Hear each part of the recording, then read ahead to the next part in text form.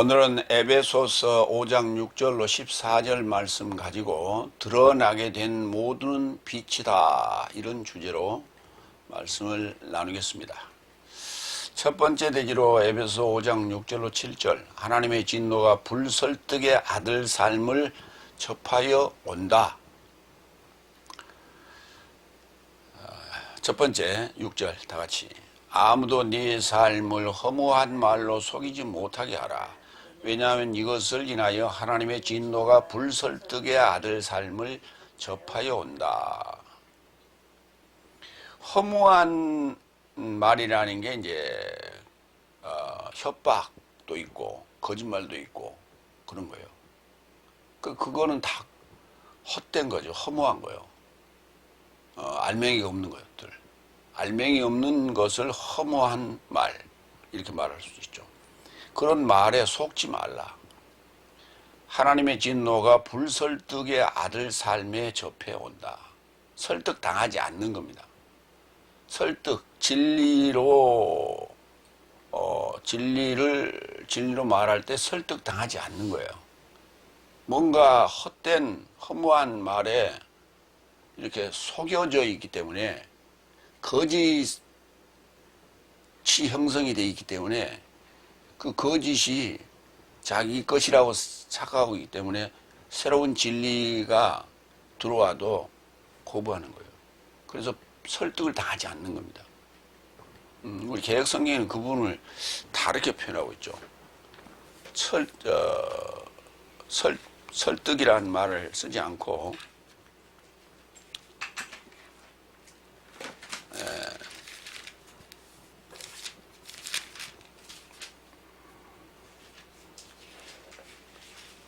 불순종이라고 해서 불순종. 이 순종한다라고 하는 것은 어떤 관계가 형성돼 있어야 돼요. 관계가 형성돼, 주인과 종이라고 하는 관계, 사장과 사원이라고 하는 관계가 형성돼 있을 때, 그리고 상사와 하급자라고 하는 이런 관계가 형성돼 있을 때 순종이냐 불순종이냐라는 단어를 쓸 수 있는 것이지, 그렇지 않는 관계. 목사는 목사인데 우리 교회 목사가 아니에요. 타 교회 목사예요. 그렇지만 그 자가 진리를 선포 이렇게 해놓으면 누구나 들을 수 있는 거예요. 요즘 SNS가 발달되고 매스컴이 발달돼 가지고 이렇게 올려만 놓으면 누구든지 들을 수 있는 거예요. 아, 그래, 그거 참 맞는 소리 같다. 그러면 설득이 되는 것이죠. 그런데 그걸 듣고도 설득을 당하지 않는다는 거 아니에요. 그렇게 설득당하지 않는 삶 중에 아들 삶, 불설득의 아들 삶을 접하여, 거기에 이렇게 딱 접하여 온다는 거예요. 그러니까 눈이 소복소복 내리지만 내 몸에 접한 것만 나에게 오는 거예요. 나머지는 다 땅이나 나무 위에 다 이렇게 내린 거죠. 나에게 쌓이는 것, 나에게 이렇게 접촉하여 오는 것을 말하는 거예요. 하나님의 진노가 불설득의 아들 삶을 향해서 접하여 오는 것이죠. 허무하다라고 하는 케노스라는 단어를 좀 볼까요? 누가 그리스도스를 좇지 않고 세상의 초등학문을 조차 철학과 사람의 유전을 좇는 헛된 속임수로, 철학과 사람의 유전을 좇는 헛된 속임수로. 그러니까 철학이라고 하는 것도 이거 다 허무한 거예요. 별로 알맹이 없는 거예요. 말장난에 불과한 것이. 동양 철학이 됐든 서양 철학이 됐든 그렇다는 거예요. 그러나 우리 생활삶, 인간의 생활삶에 보태면 됩니다. 예. 그리고 사람의 유전, 이런 게 이제 어떤 사람의 도리 이런 거 아니에요. 그렇지만 그거는 구원하고 아무 상관없는 거예요. 그러니까 아무리 세상적으로 착하게 산다 하더라도 이 구원의 논리를 모르고 하나님의 진리를 접하지 않으면은 결국은 진노가 임한다는 거예요. 결국 구원이 없다는 얘기죠. 다른 말로 얘기하면. 그걸 좇는 철학과 사람의 유전을 좇는 헛된 속임수로 인하여 네 삶을 노락질하는 자가 있지 않을까 살피라. 바로 결국은 그런 허무한 말에 속는다는 것은 노략질 당하는 거다. 나의 모든 걸 다 뺏기는 거다. 그 중에서 가장 중요한 생명을 뺏겨버리는 거예요. 생명을 뺏기는 거죠. 그 다음에 하나님의 진노 좀 볼까요? 오르게. 분노가 있고 진노가 있는데 이 오르게는 진노로 이렇게 보시면 되겠습니다. 계시록 11장 8절. 그래서 열국 삶이 음행하여 주의 진노가 왔으니 음행하여 주의 진노가 왔다는 거예요. 그러니까 허무한 말에 속는 것도 음행이라고 볼 수 있는 거죠. 영적 음행. 죽음 삶에 판결 받을 때요 당신의 종 예언자 삶과 거룩한 삶과 작은 삶과 큰 삶에게 주의 이름을 경외하는 삶에게 싹을 주실 때에 그리고 땅을 파괴하는 삶을 파괴할 때입니다. 예. 그러니까 주의 진노가 이렇게 판결도 하고 싹을 주는데 싹을 주기도 하고 파괴도 하고 하는 거예요. 다음 불설득이라고 하는 단어를 볼까요? 이게 불순종으로 이거 자꾸 했는데 순종을 너무 강조하다 보니까 구약에서 제사보다 순종이 낫다 그랬어요. 그런데 순종이라는 건 뭐냐면 듣는 거예요. 듣는 거. 듣는 게 순종이에요. 그러니까 순종과 믿음은 연결되는 거예요. 믿음은 들으면서 나며 그랬잖아요. 그 잘 듣는 거예요. 대꾸하지 않고 잘 듣는 거예요. 그리고 새기는 거예요. 그게 순종이에요. 그런데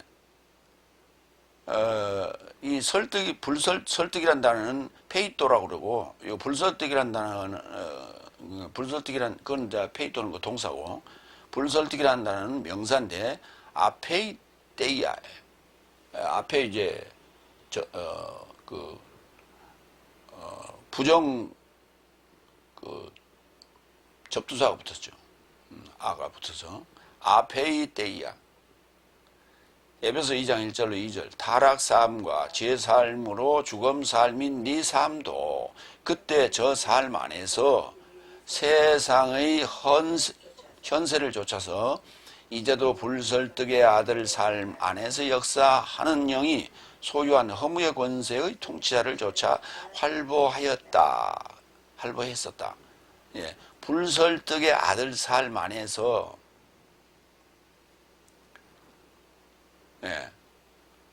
허무의 권세의 통치자를 줬었다. 그러니까 이 세상은 전부 허무의 권세에 있는 거예요. 허공의 권세가 아니고, 허공에 뭔 권세가 있어? 저 하늘에 저기 텅 빈 공간에. 그렇게 막무가내 식으로 번역을 해 놓으니까 그게 철학인 거예요. 그게 철학이에요. 허공에 허무예요. 허무의 권세. 그래서 오늘 지금 주제가 허무, 여기 1절에 허무한 말에 속지 말라고 그랬잖아요. 예. 허무의 권세의 통치자를 조차 활보했었다. 권력만 있으면 그 사람이 뭔 얘기를 해도 그냥 오케이 하는 거예요. 신봉하는 거예요. 그러지 말라는 거예요. 두 번째, 저 삶과 공동 참여 삶이 되지 말라. 그렇죠. 당연히 그래야죠. 공동 참여라는 단어는 쉼, 메토코스라는 단어입니다. 합성어죠. 쉼. 시인이라는 단어가 접두되어 있어요. 합성어로 되어 있어요. 함께 공동으로 참여하는 거예요. 에베소 3장 6절 볼까요? 열국 삶을 복음으로 인하여 그리스도스 안에서 공동 상속 삶과 공동 몸 삶과 그의 연통의 공동 참여 삶으로 존재할 그것으로 그의 능력의 역사를 조차 내게 주어진 하나님의 은혜의 선물을 조차 내가 봉사자가 되었다. 여기서는 긍정적인 얘기죠. 연통의 공동 참여 삶으로 내가 존재하고 있다는 거예요. 그러니까 영생의 존재라는 것이 뭐냐면 연통의 공동 참여 삶이에요. 에판겔리아. 연결된 소식. 연통의 공동 참여하는 거예요. 잘 생각해 보세요. 연결된 소식이라는 게 뭐냐면 마태복음 1장 1절에 나오는 족보 얘기예요. 그 42대 족보가 등장하는데 그 42대 족보가 그러니까 그 말을 이렇게 했죠. 세 보면 14대 14대 14대니까 42대가 돼야만 돼요. 그런데 실제로 한 대가 빠져요. 그러면 41대인데 42대가 되려면 마지막에 내가 공동 참여해야 돼요. 그래야 연결된 소식이 되는 거예요. 그 아브라함의 역사가 후손의 족보의 역사가 내 역사가 되는 거예요. 그래서 공동 참여자가 되는 거예요. 예. 이걸 상속이라고 그러는 거예요. 이걸 상속이라. 예. 그렇게 봉사자가 됐다는 거예요. 예. 언약의 봉사자가 됐다는 거예요. 그게 언약의 봉사자예요. 언약도 누구하고 있어? 아브라함하고 있잖아요. 그 언약에 아브라함과 한 언약의 봉사자가 됐다는 거예요. 두 번째 예지로 갑니다. 에베소 5장 8절로 12절. 전에는 어둠이던 이제는 주 안에서 빛이라. 좋은 말이죠. 세 번째 8절. 왜냐하면 네 삶이 전에는 어둠이더니 그러나 이제는 주 안에서 빛이라. 빛의 자식 삶처럼 활보하라. 빛의 자식 삶처럼 활보하라. 빛의 자식이 뭐예요? 빛의 열매란 얘기예요. 그게 빛의 열매.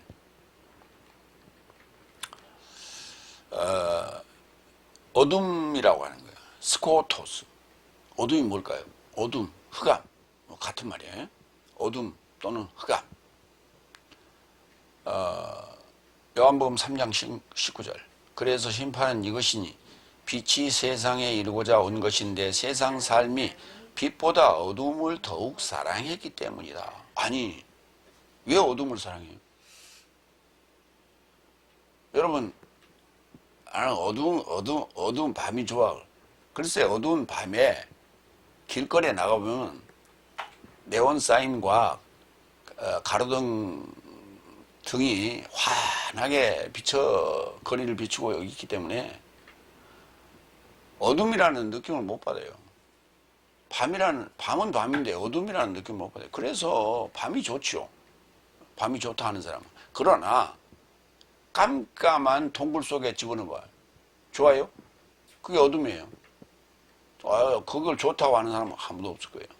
그런데 어둠을 더욱 사랑했기 때문이다. 그게 심판이에요. 심판. 어둠 사랑하면 심판. 왜냐하면 세상은 저 삶의 행위 삶이 나쁘기 때문이더라. 빛이 세상에 왔는데 세상이 빛보다 어둠을 더욱 사랑했다. 이렇게 써야 되는데 빛이 세상에 왔는데 사람 삶이 그랬어요. 그 사람 삶이 세상이라고. 그러니까 그 밑에 왜냐하면 사람은 저 삶의 행위 삶이 나쁘기 때문이더라. 뭐가 나쁜가? 어둠을 사랑한 게 나쁘다는 거예요. 그렇기 때문에 심판이에요. 로마서 13장 12절. 밤이 박차를 가했으나 낮이 가까운 것이다. 밤이 깊으면 박차를 가했다는 얘기는 밤이 깊을 때가 언제예요? 새벽이죠. 예. 밤이 자꾸 압력을 가해서 해가 뜨기 전에가 제일 어두워요. 그 동트기 직전에 제일 어두운데 밤이 박차를 가해서 그렇게 막 밀었는데 더 새벽보다 더 어두워질 줄 알았더니 조금 있으니까 동이 뜨더니 낮이 가까운 것이다. 그런즉 내 삶이 어둠의 행위 삶을 벗어버리고 빛의 갑옷 삶을 입자. 그러니까 어둠이 끝날 때가 있구나. 내가 사랑하고 있는 지금 현재의 내 삶이 정리할 때가 있구나 하는 것을 간파를 해봐야 돼요. 그런데 사람들은 이렇게 생각해요. 아우 머리 아파. 그냥 살래. 그래서 살다 그냥 갈 거야.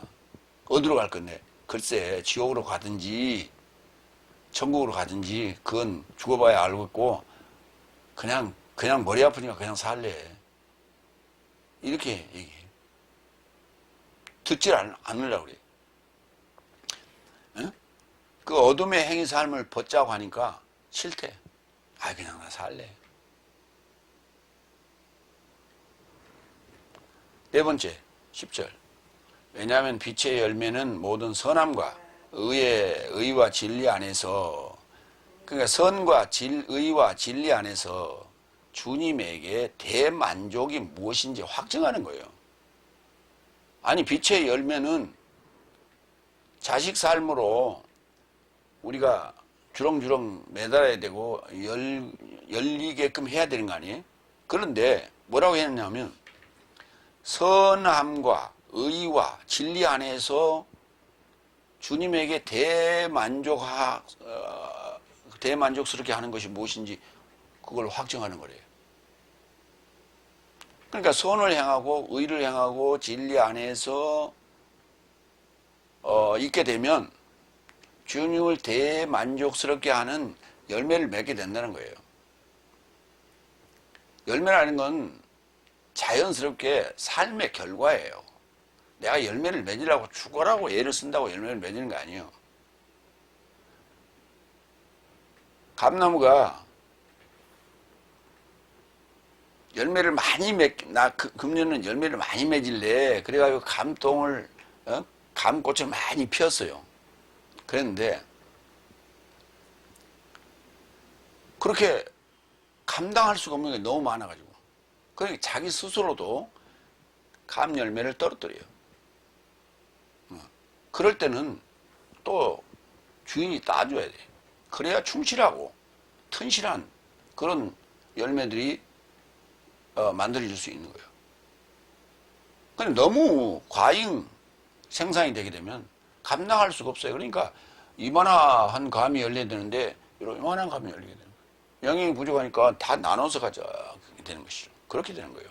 그러니까 주님에게 대만족스럽지를 않아요. 그것이 선함과 의와 진리 안에 있어야 된다는 거예요. 선함 갈까요?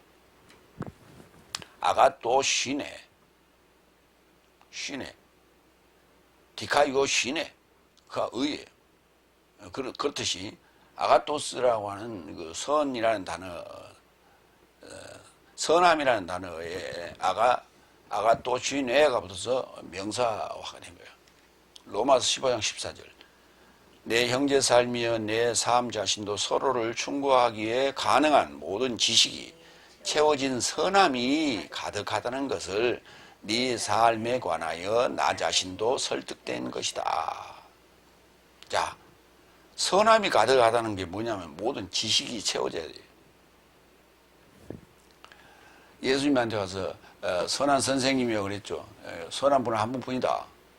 하나님 한 분뿐이다 그랬어. 그러면 선한 지식, 모든 지식으로 채워진 게 선함이라면 하나님 지식으로 채워진 게 선함이에요. 선함. 앞에 우리가 첫 번째 대지에서 한 얘기하고 비교를 해야 돼요. 첫 번째 대지에서 뭐라고 했어요? 허무한 말 그랬죠. 그런데 하나님의 모든 지식, 선함은 그거는 알맹이 있는 거예요. 그러니까 하나님 말씀으로 채워진 선함이 그래서 가득하게 됐고 내 삶이 이렇게 설득되는 것이다. 그러니까 하나님의 지식으로 하나님 말씀으로 내가 설득됐다. 그러니까 우리가 성경 말씀을 달달달달 외우는 것으로 끝나는 게 아니라 그 내용이 무슨 말인지 잘 따져봐야 돼요. 그런데 그렇지 않다는 거예요. 마태복음 디카이오시네 의에 대해서 좀 볼까요? 의. 예.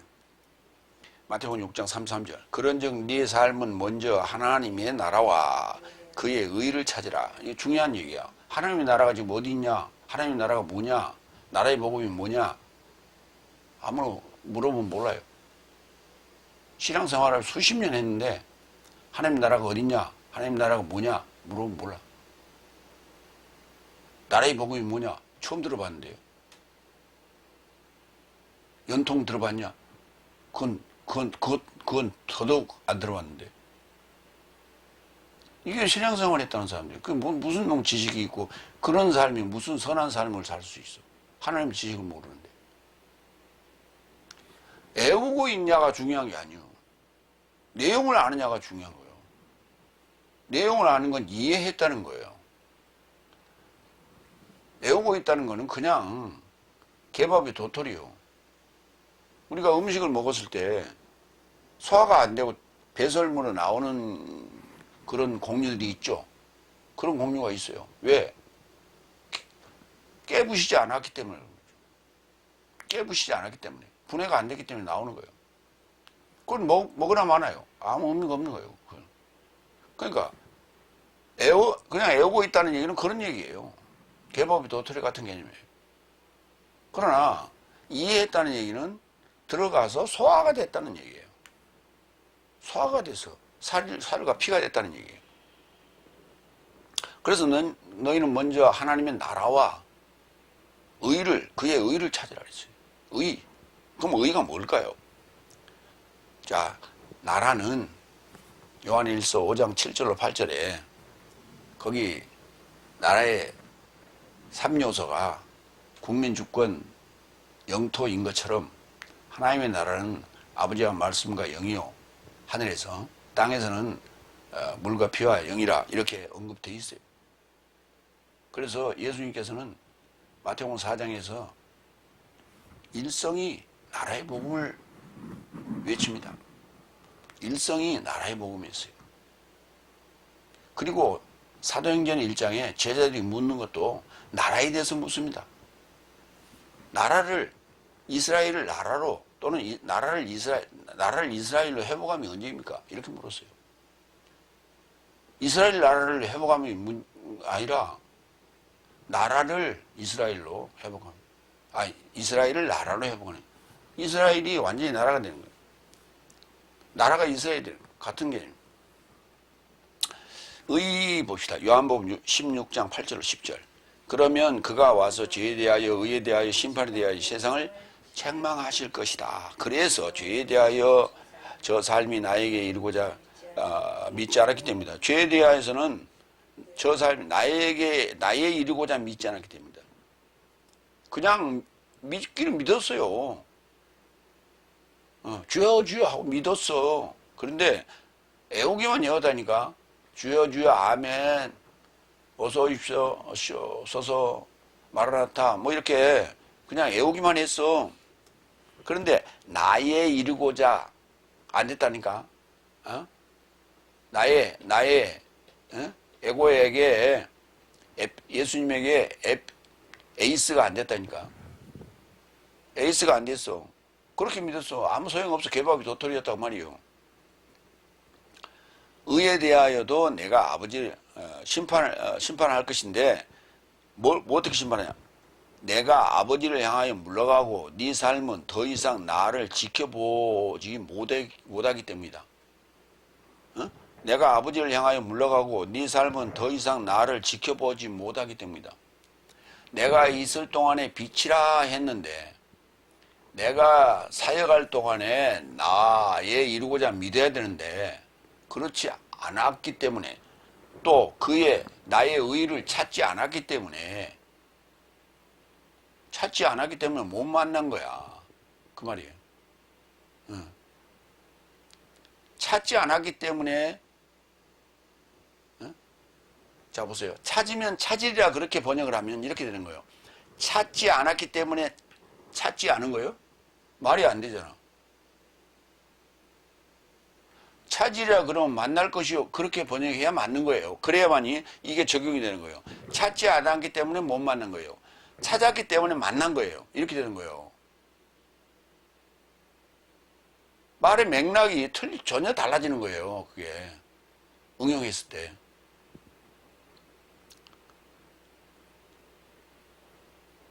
그러니까 그의 의를 찾으라고 그랬는데 찾지 않았어. 그래서 못 만난 거예요. 그래서 에이스 못한 거야. 아니 뭐 교회 나갔는데요. 그건 너는 개밥이 도토리. 주여 주여 하는 자들. 심판에 대하여도 책망하실 것인데 이 세상의 통치자가 판결받은 것이다. 이 세상 통치자가 판결을 받았는데 아직까지 그걸 모르고 해방된지 모르고 일본기 달아놓고 있는 거요. 해방 된지도 모르고. 저기 일본군으로서 그 그 인도양에 태평양에 그 대동아 전쟁 때 거기에 참여해 가지고 막 전투를 하고, 그리고 그 굴에 이렇게 자기들이 진지를 해놓고 있던 일본군들이 일본이 패망하고 연합군이 승리를 해가지고 그 전쟁이 끝나지도 모르고 계속 그 토굴에 살고 있었어요. 왜? 누가 소식을 전해주지 않았기 때문에. 얼마나, 아니 몇십 년이 돼가지고 다 늙어가지고 언젠가 이제 그 섬을 누군가 방문해서, 아이 당신들 뭐하고 있어? 그랬더니 지금 우리 전쟁 중이에요. 아직도 다 늙어가지고 지금 일본은 패망하고 다 연합군이 이기고 승리했는데, 그랬더니 아니 이놈들 나쁜 놈들 나한테 왜 우리한테 소식을 전해주지 않았을까? 몇십 년이 됐는데 그 몇십 년 동안 속고 살았는 그게 얼마나 억울했겠어. 이 세상 통치자가 판결을 받고 물러났는데 아직도 그 세계인 줄 알고 거기에 맹종하고 거기에 따르고 그러고 자기 색을 그렇게 살아왔다면 얼마나 억울하겠어요. 그러니 그거 책망하실 거라고. 그러니까 깨어있지 않으면 안 된다는 얘기예요. 그게 지금 잠자고 있는 자의 어둠이라고. 그러니까 그런 삶을 살게 되는 것이죠. 지금 그렇게 삶을 살고 있는 자들이 얼마나 많은가. 그들이 진리를 전해줄 때 뭐라고 얘기하느냐. 나는 그냥 살래. 골치 아파. 그럼 학교 다닐 때 공부 잘했냐? 공부 잘하기는 뭘 코를 공부를 잘했어. 학교 다닐 때도 죽으라고 공부 못했어. 그러면서 하는 얘기가 뭐라고 하냐. 아이고 이제 공부 그만할래. 학교 다닐 때라도 공부 열심히 했던 사람이라면 내가 말을 안 해. 학교 다닐 때도 공부도 열심히 안 했고, 그리고 학교 다니면서도 열심히 공부한 사람들 또 마찬가지야. 그 사람들은 이렇게 얘기합니다. 철학이고 뭐 세상 얘기건 뭐 빙빙 돌려서 절대로 기독인들이 죽을 때도 그냥 죽지 않아요. 째가고 죽어요. 꼭 뭐라고 얘기해요. 한마디. 절대 그냥 예 아이고 그렇게 하겠습니다 하는 사람이 없어. 이게 못된 습관이에요. 기독인들의 못된 습관이에요. 진리를 누군가가 폄훼했을 때 그것을 지키고자 설득하고자 하는 그러한 연인은 좋아요. 근데 말하는 건 진리가 아니야. 다 허무한 말이야. 그걸 가지고 자기가 그의 진리를 소소한다는 그런 의협심에 그저 떠들어대는 거예요. 아무 영향가 없는 소리. 이게 현재 우리 다섯째 날 기독교인들의 작태다. 다음 알레테이아. 진리에 대해서요. 진리가 뭘까요? 참이치예요. 참이치. 예, 그게 진리라고 우리가 지금 말할 수 있어요. 그런데 성경은 이렇게 얘기합니다. 요한복음 1장 14절. 그리고 말씀이 육체로 발생하였고, 말씀이 육체로 발생하였고, 이거를 요한 1서 4장에서는 육체 안에 말씀이 왔다 이렇게 기록하고 있죠. 보충 설명입니다. 그렇게 말씀이 육체 안에 와서 발생하였고 내 삶 안에 장막을 쳤다. 그러니까 말씀이 육체로 나타나서 육체화됐다 이 말이에요. 육체 안에 와서. 그래갖고 내 안에 장막을 쳤다고. 그러면 내가 뭐가 돼? 주님의 장막이 됐죠. 내가 주님의 장막이 됐다는 얘기예요. 그러니까 주님과 내가 한 몸이 됐다는 얘기죠. 자, 그리고 내 삶은 그의 영광을 주목하였으니 아버지 곁에 은혜와 진리가 충만한 독생자 같은 영광이었다. 그의 영광을 주목하게 되는 것도 여기 쳐다봐요. 이렇게 하늘, 저 위를 이렇게 자기 속을 들여다봐야 돼. 눈을 감고 이렇게 있든지. 그래서 은혜와 진리가 충만해. 자, 은혜가 진리가 충만한 독생자의 영광이었다 그랬는데 요한복음 3장 21절엔 이렇게 얘기합니다.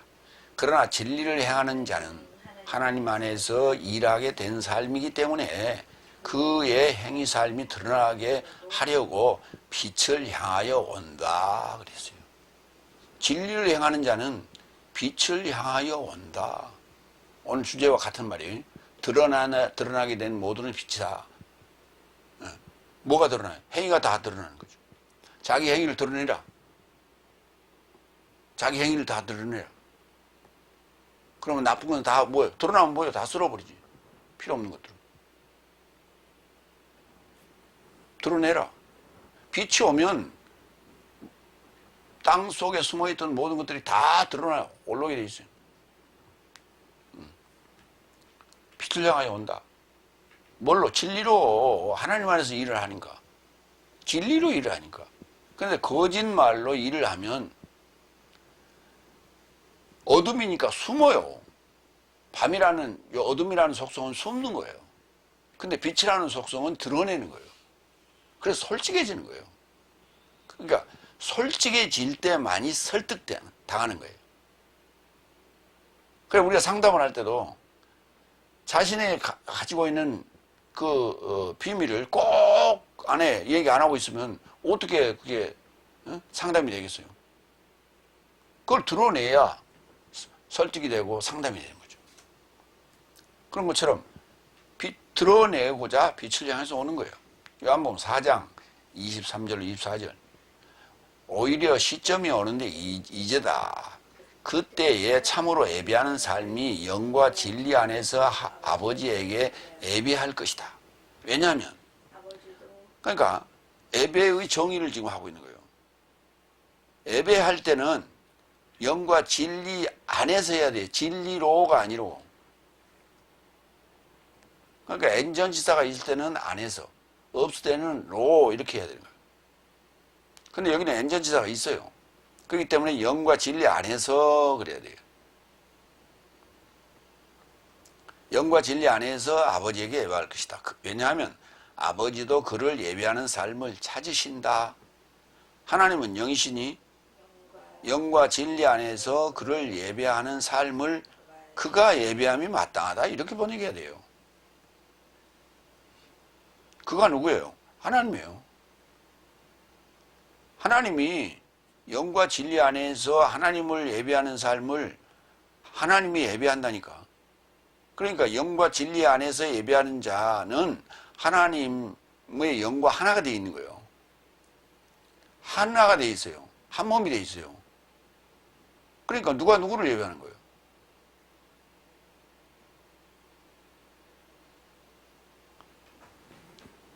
하나가 됐어요. 자, 이렇게 이게 하나 됐어요.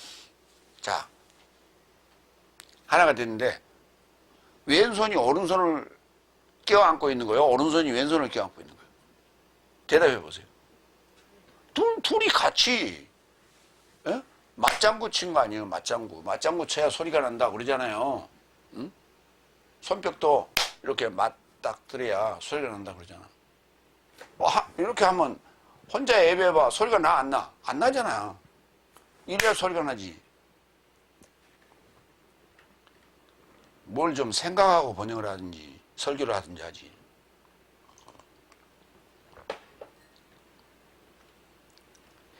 그를 예배하는 삶을 이게 목적어예요. 그런데 이걸 주격으로 바꿔버렸어요. 그게 오역이에요. 개혁성경. 자, 대만족이 뭔가 좀 볼까요? 유아레스토스예요. 유아레스토스. 네. 좋은 만족이에요. 좋은 만족. 그러니까 대만족이지. 네, 그렇게 번역했어요. 로마서 12장 1절. 그런즉 형제 삶아 하나님의 연민 삶으로 인하여 네 삶의 몸 삶을 대만족하시는 거룩한 산제사로 하나님에게 제공하도록 네 삶을 가까이 초청한다. 네 삶의 합리적인 섬김이다. 예, 네 삶의 몸 삶을, 네 몸을 대만족하시는 거룩한 산제사로 하나님께 드리라고. 그래서 초청한 거예요. 그게 뭐냐? 하나님께 예배하는 거예요. 영과 진리 안에서 한 몸 되어가지고 하나님과 한 몸 되는 거예요. 그럼 뭐가 돼? 하나님이 되죠. 이게 하나님이 대만족하는 거예요. 이게 바로 거룩한 산제사예요. 그게 우리는 제사의 개념이 제사를 받는 자가 있고 제사를 드린 자가 있고 이렇게 있어요. 제사를 받는 자는 또 이러고 있고 제사를 드린 자는 이러고 있고 이렇게 돼 있어요. 갑과 을의 관계죠. 갑과 을의 관계예요. 그런데 하나님이 원하시는 예배, 하나님이 원하시는 거룩한 산제사, 하나님이 대만족하시는 삶은, 합리적인 섬김은 이렇게 진리 안에서, 영과 진리 안에서, 하나님 안에서 예배하는 거예요. 하나 되는 거예요. 그러니까 모든 선함과 의와 진리 안에서라는 말은 하나님 안에서라는 얘기예요. 그러니까 하나님으로서, 하나님의 삶으로서 대만족한 것. 그러니까 대만족이라는 게 뭐가 되겠어요? 거룩한 산제사예요. 거룩한 산제사. 그것이 무엇인지 찾고 확정하는 거예요. 시험하고 확정하는 거예요. 시험하고 확정하려면 뭐 해야 돼? 실험을 해봐야죠. 실전에 써봐야죠. 써봐야죠. 전쟁 물자 만들어 놓으면 뭐해? 써봐야지. 총 만들어 놓으면 뭐해? 써봐야지. 그러니까 독일 1차 대전이 끝난 다음에 독일과 이탈리아가, 그리고 소련이, 그때 소련이 자기들이 만들어 놓은 1차 대전 후에 계속해서 전쟁 비축물자를 만들고 전쟁 물자를 만들어 놓은 것을 실험하는 실험장이 필요했던 거예요. 그 실험장이 어디냐? 스페인 내전에 끼어드는 거예요. 스페인 내전에 끼어들어서 우군에 해당되는 자들은 독일과 이탈리아, 좌군에 해당되는 자들은 그 민병대라고 말할 수 있는 노동자들과 민병대와, 그리고 각 나라에서 모인 의용군과 그 다음에 소련이었어요. 그래서 그들이 거기서 실험을 했어요. 수많은 인원이 학살되고 죽임을 당했어요. 지금 러시아와 전쟁하고 있는 거기에서 학살되는 그 개념하고는 전혀 다른 학살이었어요. 그냥 죽였어요, 그냥. 아니면 어느 스페인의 그 도시 이름은 내가 저 북쪽인데, 그 마을은 산간 마을인데 아예 그냥 융단 폭격을 해버렸어요. 거의 씨를 말리다시피 했어요. 그 조그만 마을에 1,500명이 죽었대요. 몇 시간 만에. 이런 잔인한 행동을 한 거예요.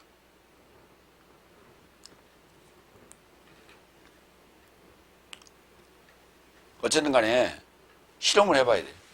근데 그렇게 실험하면 안 되죠. 그것이 그 확증이에요. 자, 그럼 확증에 대해서 좀 볼까요? 도키마죠. 고린도후서 13장 5절. 네 삶이 믿음 안에 있거든 네 삶 자신을 시험하고 네 삶 자신을 확증하라. 그렇죠. 시험해야 확증이 되는 거예요. 그래서 우리가 핵 무기를 만들 때 핵실험을 꼭 하잖아요. 왜? 핵실험은 많은 그 핵낙진 같은 그런 그리고 그 오염이 발생할 수 있기 때문에 굉장히 많이 신경 쓰는 그런 실험이에요.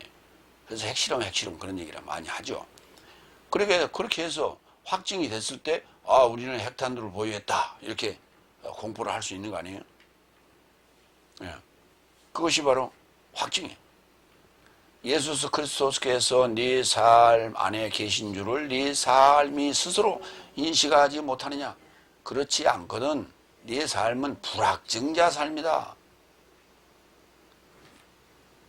예수 그리스도께서 네 삶 안에 계시다니까.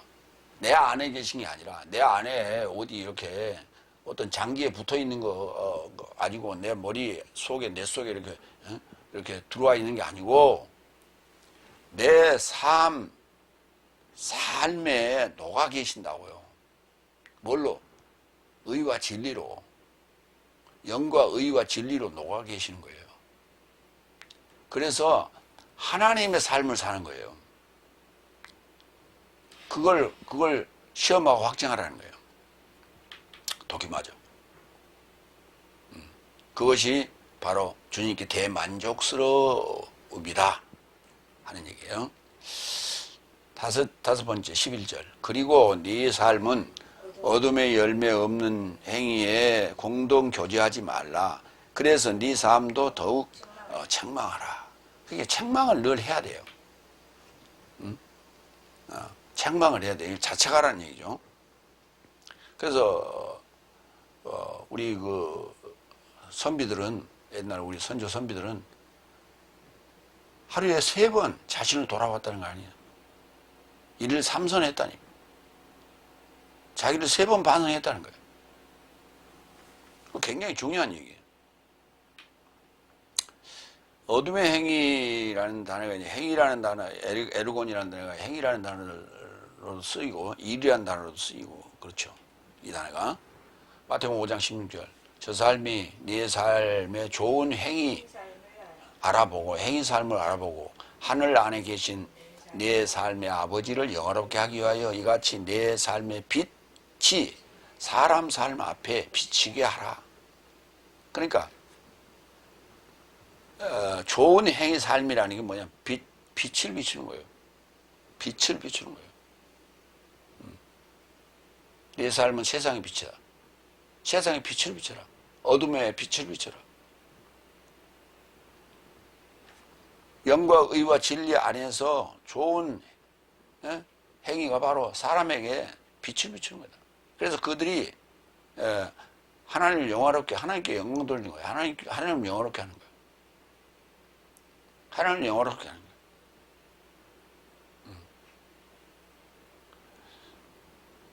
하나님을 영화롭게 한다는 얘기는 하나님에 의지한다는 얘기예요. 하나님을 막 이렇게 찬송하는 게 아니라 그런 퍼포먼스가 아니고 하나님께 모든 것을 의지하는 거예요. 의뢰하는 거예요. 영광, 독사라고 하는 것은 캐보드라고 하는 히브리에서 왔는데 무겁다는 거예요. 중책. 하나님의 중책. 나의 죄의 무거움을 인식하는 거예요. 나의 죄의 무거움을 인식하고 그걸 하나님께 의뢰하는 거예요. 그래서 하나님께서 만일 그 죄를 해결해 주실 것이다. 이거예요. 공동 교제하지 말라고요. 코이노 네오. 코이노 네오.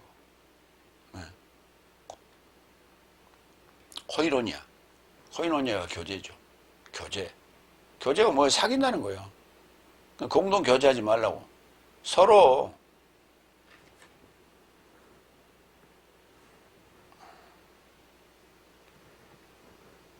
그러니까 이렇게 교제.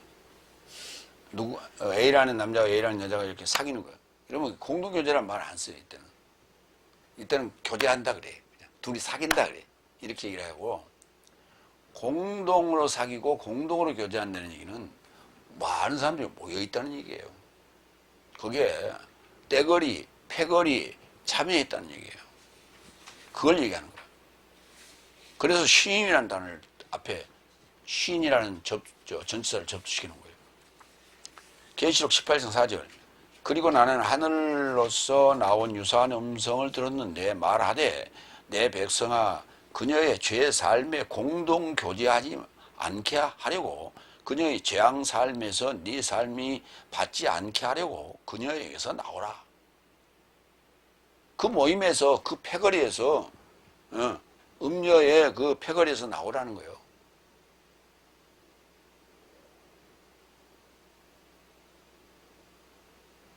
아까 음행이 뭐라고 그랬어요?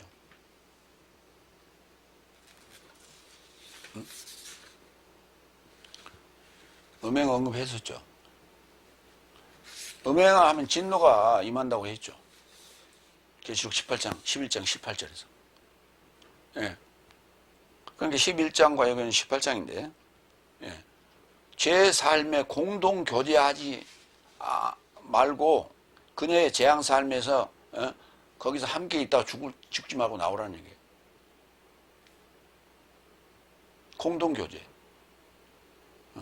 서로 어울려 있는 거예요. 이렇게 떼거리로, 패거리로. 그래야 우리가 모이면 뭉치면 살고 흩어지면 죽는다. 흩어지면 살고 뭉치면 죽어요.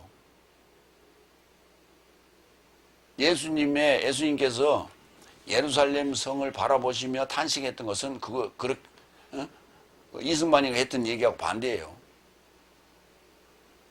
이승만이가 무슨 기독교인이라고 그러는, 그건 예수님하고 반대말을 했어. 예루살렘으로 그 돌들이 다 붙어 있어. 이렇게 뭉쳐 있죠. 그거 죽어요. 하나님 진노가 임한다고. 거기서 흩어지면서 하는 거예요. 떨어져 나오면서 하는 거예요. 응? 서기관 바리새인들의 묵은 누룩에 귀가 오염돼 가지고 현혹돼 가지고 거기에 달라붙어 있어서 하나의 패거리를 하고 있으면 죽는 거예요. 거기서 예수님의 진리의 말씀을 듣고 떨어져 나온 자들은 사는 거예요. 그게 누구냐? 삭개오고. 그게 누구냐? 귀신 들린 그 자들이고. 그랬다 귀신 쫓겨난 자들 아니에요. 막달을 마리아고. 그런 자들 아닙니까? 예수님의 제자들이고.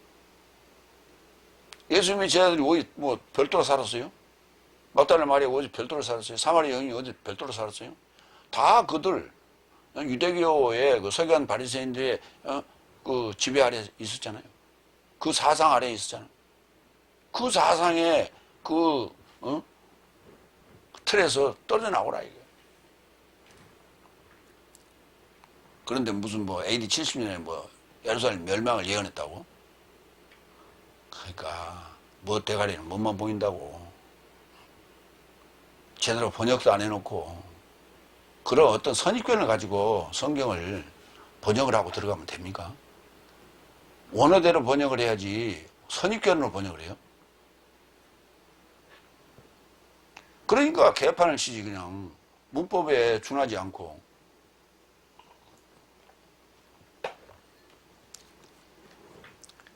책망하라는 단어가 이제 엘렌코스라는 단어인데, 엘렌코에 책망하라는 동사는 엘렌코스는 책망, 엘렌코는 책망 하다.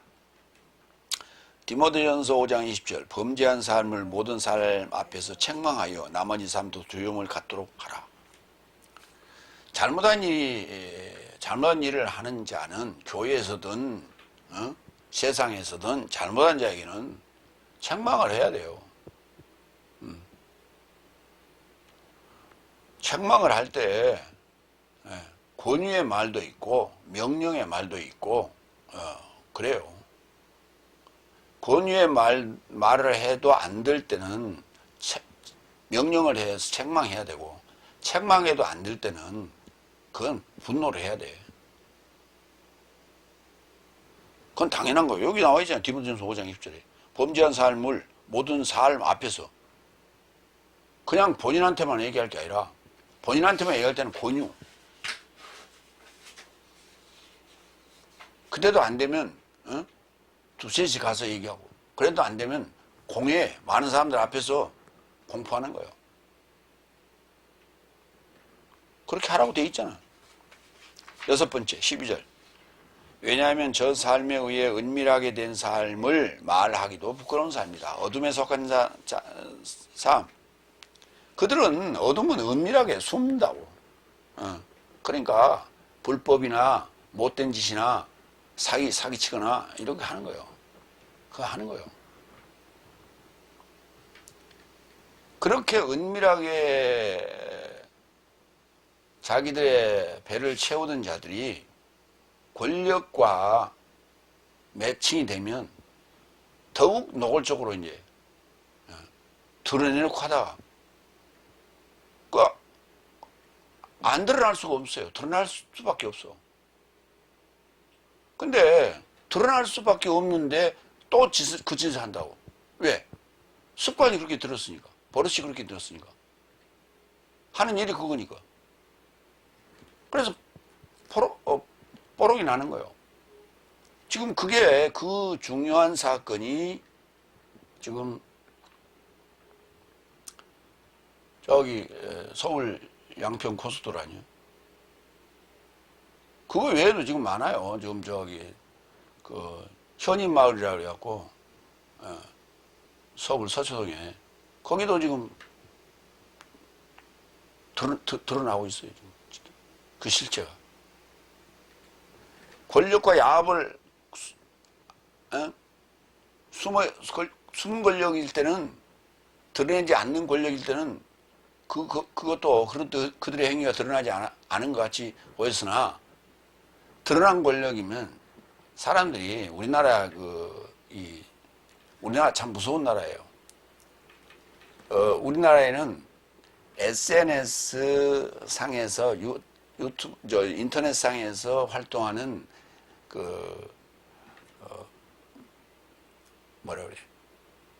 경찰들, 탐험자들, 민간 요새들이 엄청 많아요. 그래서 다 찾아낸다고, 다 찾아내요. 아무개하고 누구가 뭔 일이 있었대. 그러고 딱 하면 뉴스가 나오잖아요. 근데 누군지 모르잖아요. 다 찾아내요. 아주 무서운 나라예요. 그냥 그전에는 관심 밖이었다가 이제는 관심 안으로 들어온 거예요. 드러난 권력에 그래서 이제 그 짓을 하다 보니까 다 드러나는 거예요. 은밀하게라는 단어는 이게 지금 부사인데 크리페라는 단어예요. 크리페. 근데 이게 본문에 한 번만 쓰였어요. 그래서 크리프토라는 단어에서 왔어요. 감추다, 덮다 이런 단어에서 왔어요. 그래서 이제 그 아포크립토가 되면 이제 계시하다가 되는 거 아니에요. 계시록 6장 16절 크립토를 한번 볼까요? 산삼과 몇 산? 반석 살매에게 말하되. 아니 산하고 반석한테 있다고 어떻게 말을 합니까? 내 삶의 접해 떨어져 보좌에 앉으신 이의 낯으로부터, 그리고 희생양의 진노로부터 내 삶을 크립토 숨겨라, 이렇게 말했다는 거 아니에요. 진노를 받을 자들이 제발 좀 덮어달라고, 산이 와서 자기를 좀 덮어주고 반석이 와서 자기를 좀 이렇게 가려주고 숨겨줬으면 좋겠다고 그러다. 그렇게 얘기를 하고 있잖아요. 근데 지금은 하늘이 뻥 뚫리고 산소 마시고 사니까, 물 마시고 사니까 지금 하나님의 진노를 잘 못 느끼고, 자신들에게 하나님의 진노가 지금 이미 임했는데도 모르고 있어요. 자신들의 행위가 다 드러나고 있어요. 모든 국민들이 다 알고 있어요. 목사가 헛된 소리를 하고 정치 얘기를 하고 뭘 선동하고 하지만은 성도들이 다 알고 있어요. 그러면 성도들은 뭐라고 기도하는지 아세요? 주여 우리 목사를 좀 불쌍히 여기소서 라고 얘기를 해요. 왜? 그 교회를 못 떠나서, 안 떠나고 싶어서, 투자한 게 많아서 그렇게 기도를 해. 그런데 목사는 착각을 하고 있는 거예요. 아, 내 설교가 먹히는구나. 내 설교에 저 무식한 성도들이 꼼짝 못하고 다 아멘 하는구나 라고 착각하고 있어요. 천만의 말씀. 웃기는 소리 하지 말라고. 당신 꼭대기에 앉아 있어 다.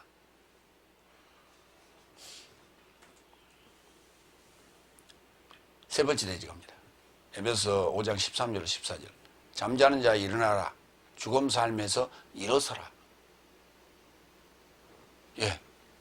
잠자는 자여 일어나라. 우리 잠자는 자여 일어나라. 그렇게 얘기하죠. 예. 이 단어가 에게이로라는 단어예요. 그리고 일어서라는 단어가 아니스템이라는 단어예요. 우리 잠자는 사람한테 가서 잠자고 아침에 늦잠 자고 있잖아요. 학교 가야 되는데 가서 뭐라 그래? 야 깨어나라 그래요? 에? 야 깨어라 그래? 아니에요. 야 아무개 일어나라 그러잖아. 잠자는 자에 가서 일어나라 그러지. 오히려 잠자는 자에 깨라 그래요. 앉아 있으면서 일어났어요. 일어나서 앉아 있으면서 꾸벅꾸벅 졸고 있을 때, 야, 잠 깨. 그때 그런 얘기를 하죠. 그래서 우리가 이 용어를 쓸 때 잘 써야 돼요. 잘못 번역을 해놓으면 응용이 안 돼.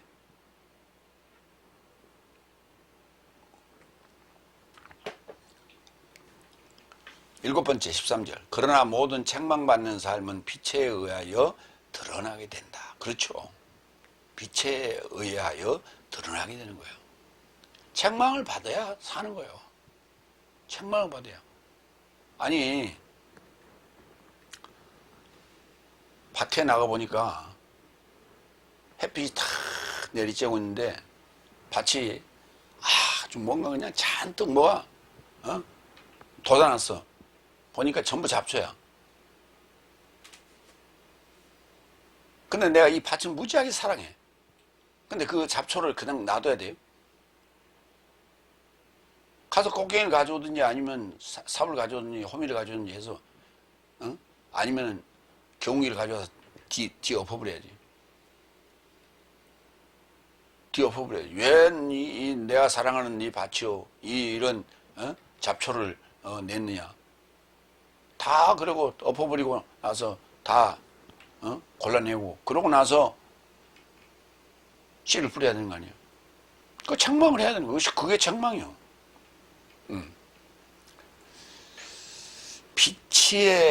빛을 봅시다. 우리가 빛,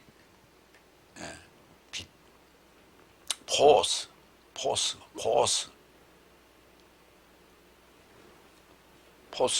빛이라고 그러는데 요한복음 1장 9절 참된 빛이 있더라. 저가 세상에 이루고자 와서 모든 사람을 비추고 있다. 모든 사람을 비추는 거예요. 아니 빛이 모든 사람을 비추는 빛이 왔어요. 세상에. 자동차는 도로를 비춥니다. 가로등은 길거리를 비춥니다. 그런데 사람을 비추는 빛이 왔어요. 사람을 비추는 빛. 그러니까 일반 빛이 아니란 말이에요. 일반 빛이. 저 라이트 빛이 아니라고. 마태복음 5장 14절 16절. 네 삶은 세상의 빛이다. 네 삶이 세상의 빛이래. 그게 세상 어디? 누구에게 비추는 거예요? 코스모스라고 하는 상대적인 그 의식을 갖고 있고 지식을 갖고 있는 자에게 빛을 비추는 거예요. 그런 곳에 비추는 빛이라고요. 그러니까 이 참된 빛이 와가지고 사람을 비추고 사람이 그 빛을 받아가지고 세상한테 비추는 거예요. 산 위에 놓인 성이 감춰짐이 불가능하다. 저 삶은 촛불을 켜서 그것을 말 아래에 두지도 않고 오히려 촛대에 접하여 둔다. 그리고 그가 집안 모든 삶에게 비춘다. 저 삶이 내 삶의 좋은 행위 삶을 알아보고 하늘 안에 계신 내 삶의 아버지를 영화롭게 하기 위하여 이같이 내 삶의 빛이 사람 삶 앞에 비치게 하라. 예, 설명 다 했어요. 요한복음 8장 12절. 그런즉 예수께서 다시 저 삶에게 전하여 말씀하시되 나는 세상의 빛이니 나와 동행하는 자는 결코 어둠 안에 다니지 않는다. 오히려 생명의 빛을 가질 것이다. 생명의 빛을 가질 것이라고. 생명의 빛을 비추는 거예요. 살려주는 영. 살려주는 영. 살려주는 영의 빛을 가지고 있다. 살려주는 영. 죽이는 영이 아니고 중국 영화에 나오는 도사가 쫙 손으로 이렇게 빛을 내품고 그거 하는 거는 그 사람 죽이는 거예요. 그거 아니고 레이저도 아니고 레이저도 사람 죽이는 거예요. 태양풍도 사람 죽이는 거예요. 태양풍이라는 게 뭐냐면 이런 거예요. 돋보기처럼 거울로 빛을 비춰서 상대를 무력화시키는 거예요. 다 태워버리는 거예요.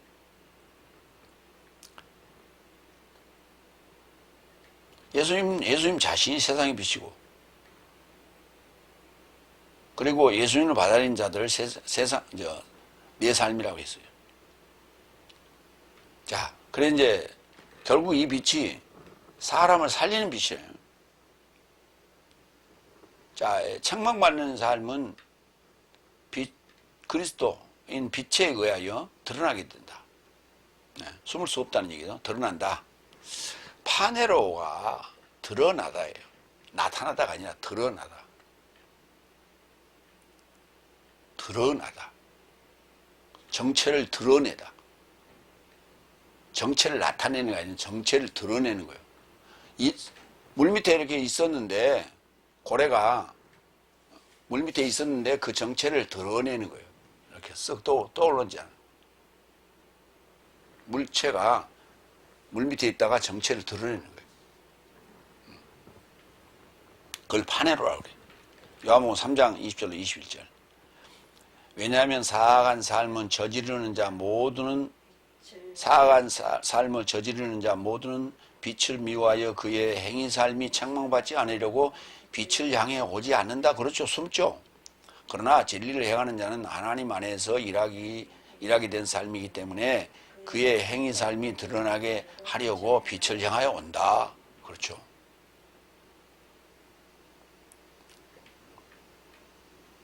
빛을 향하여 온다. 옛날에 문둥병 환자가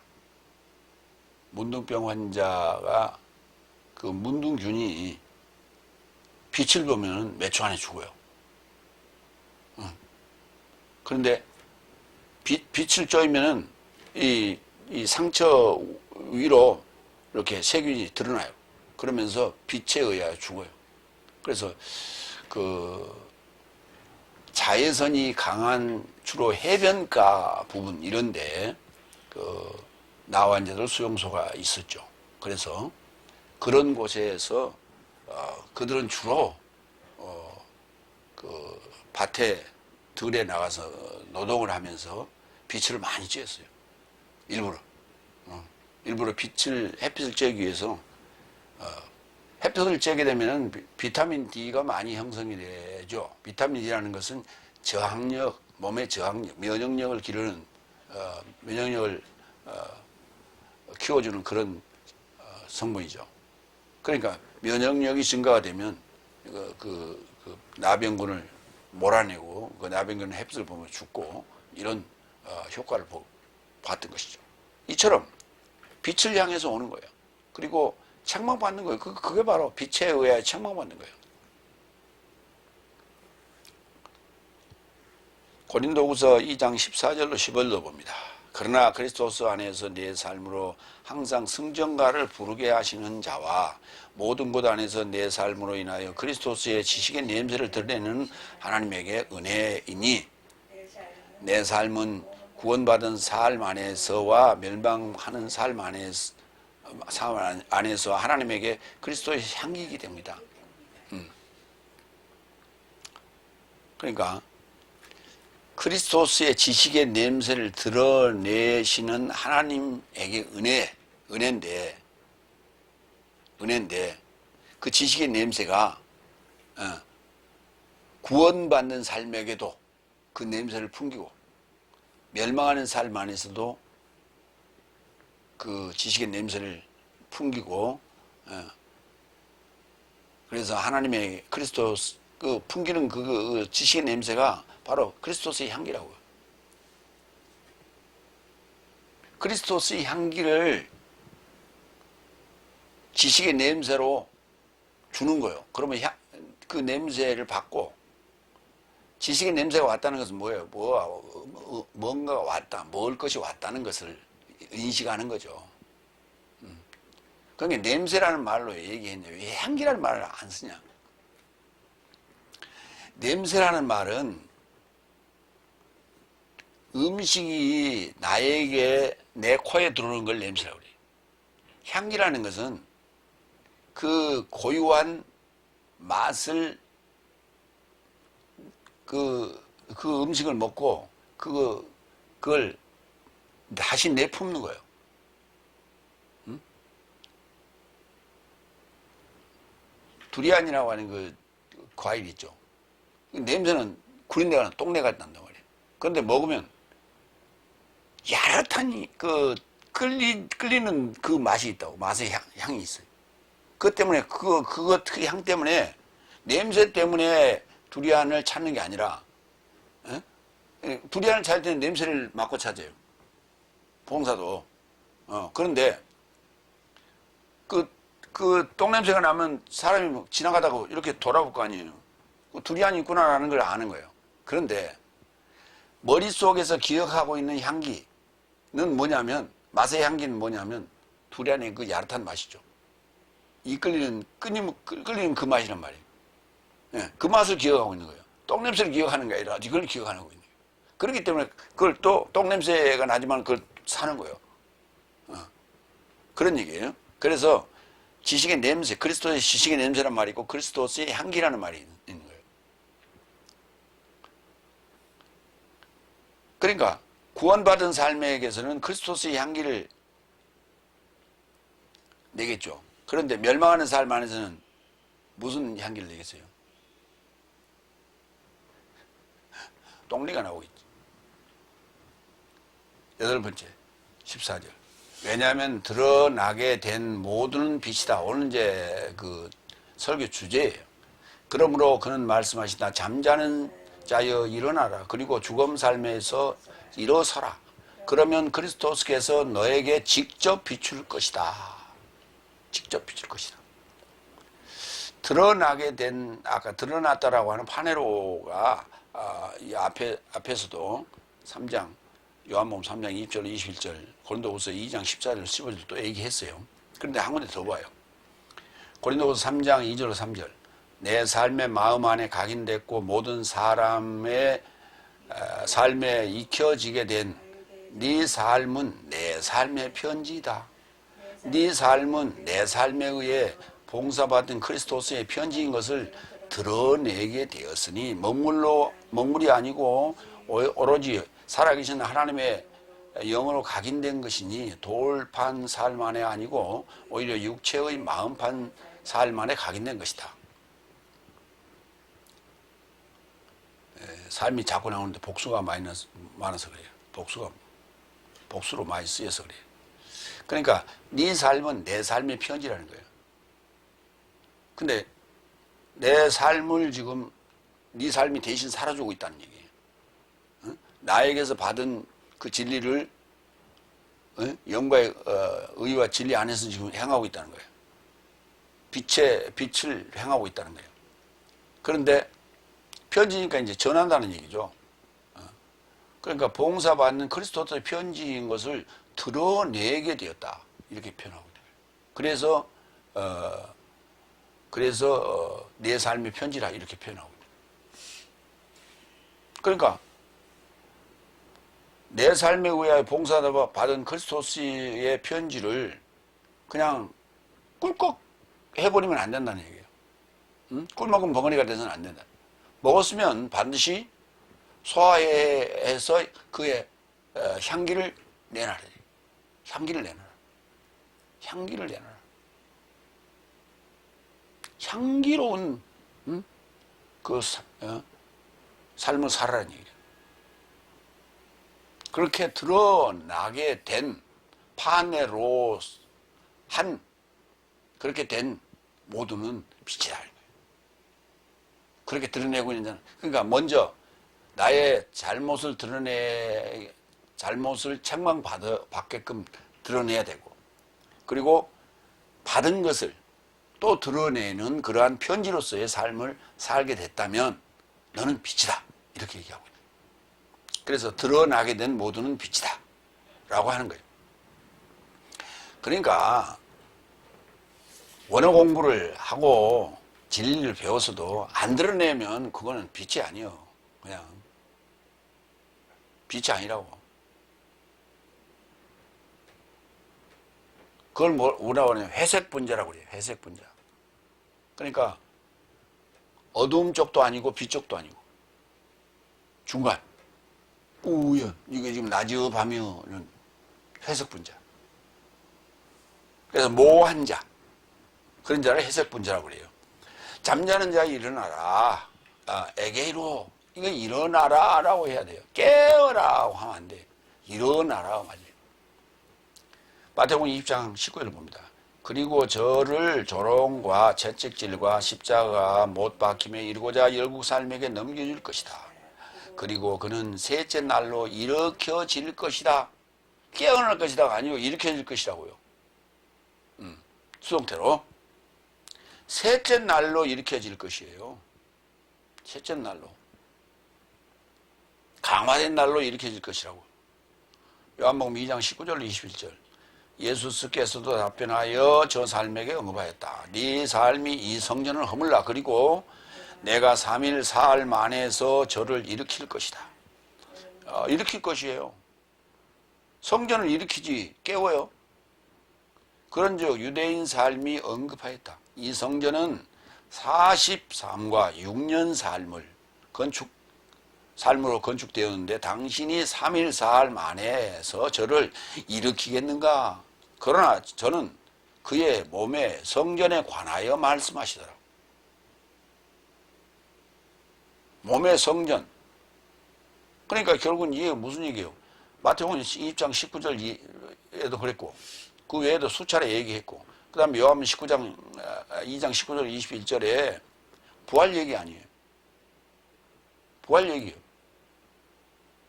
그런데 에게이로라는 단어를 썼어요. 부활. 그걸 근데 그냥 일어서라는 단어도 이것도 부활이라는 단어예요.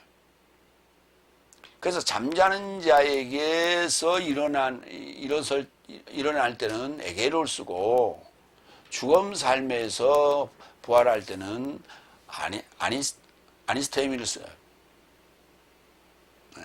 근데 다 같은 말이에요. 그러니까 표현만 잠잔다고 표현했느냐 죽었다고 표현했느냐 이 차이일 뿐이에요. 다음 죽음 삶에서 일어서라. 그러니까 일어나라와 일어서라는 뭐가 틀립니까? 우리말로 일어나라는 부응하는 느낌이고 물건을 세우는 느낌이고 건물을 세우는 느낌이고 그 다음에 일어서라는 얘기는 무릎을 펴고 일어서는 거예요. 왜? 히스테미가 서다는 얘기야. 그러니까 일어서는 거예요. 그래서 일어나는 거하고 일어서는 거하고 좀 달라요. 마가복음 8장 31절. 그리고 당연히 많은 고난을 받고 장로 사람과 대제사장 사람과 서기관 사람에게 거절당하고 살해당하고 3날 삶에 괴롭하여 일어설 사람의 아들을 당연하다고 저 삶을 가르치기 시작하더라. 예수님 말씀이에요. 여기 예수님의 부활을 얘기할 때도 이 단어를 썼어요. 일어설, 아니스테미.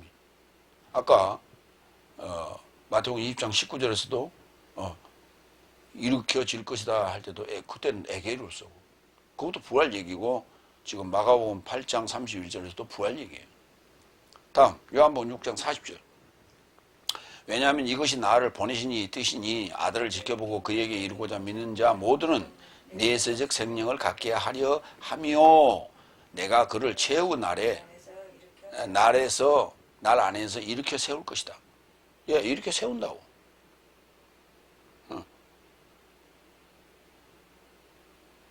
이게 아버지 뜻이래요. 예수님 사역이 그거예요. 최후의 날 안에서 이렇게 세울 것이요. 누구를? 나를.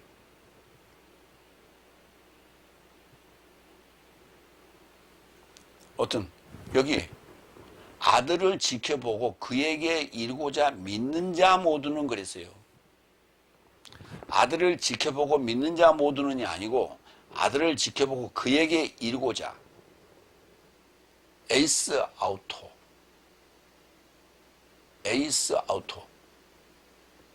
그에게 에이스화 되는 거예요. 주님화 되는 거예요. 주님화 되는 게 믿는 거예요. 한 몸 되는 거예요. 그런 자만이 최후의 날 안에서 이렇게 세울 것이다. 예, 굉장히 중요한 얘기죠. 다음, 그리스도께서 그러한 너에게, 잠자다 일으켜진 자에게, 일어난 자에게, 그리고 죽음 삶에서 일어선 자에게 직접 비출 것이다. 에피파우어예요. 그런데 이 단어가 바이블렉스 사전에는 2017 같은 남반데 에피파우스코로 되어 있어요. 그리고 이 단어가 딱 여기 한 번 쓰였어요. 그래서 an intermediate 그릭 잉글리시 렉시콘이라고 하는 옥스포드에서 나온 우리가 그릭 잉글리시 렉시콘에서 찾아봤더니 에피파우오는 파우스에서 왔습니다. 이렇게 돼 있고 에피파우오는 기록이 돼 있고 에피파우스코는 없어요. 그런 단어는 없어요. 그 단어 자체가 없어요. 이 사전은 어떤 사전이냐면 성경에는 헬라어가 5,614단어가 쓰였죠. 그런데 5,524단어죠. 562사가 아니고 5524죠. 그런데 그 말은 무슨 말이냐면 여기 an intermediate 그릭 잉글리시 렉시콘에는 그보다 훨씬 많이 있어요. 그러니까 원래 헬라어는 그보다 훨씬 많은 단어예요. 그런데 그 훨씬 많은 단어 중에서 신약 성경에 쓰인 단어만 5,524단어라는 얘기예요. 그렇다면 에피파우스코도 있어야 될 거 아니에요? 없어요. 그 단어는. 그런 단어는 눈을 씻고 찾아도 없어요. 그리고 에피파워만 있어요. 그러니까 에피파워가 맞아요. 그래서 내사라는 책에는 에피파워로 되어 있고 바이블렉스에는 에피파우스코로 되어 있는데 에피파워가 맞다. 그리고 이 단어는 파우스에서 왔다. 이렇게 되어 있어요. 그 파우스도 있어요. 이 단어도 있어요. 그 사전 안에. 마무리합니다. 하나님의 진노가 불설득의 아들 삶을 향하여 접하여 온다. 네 삶이 전에는 어둠이더니 이제는 주 안에서 비치기에 열매 없는 어둠의 행위에 공동 교제하지 말고 더욱 책망하라. 드러나게 된 모두는 빛이다. 잠에서 일어나라. 죽음 삶에서 일어나라. 그러면 그리스도께서 너에게 직접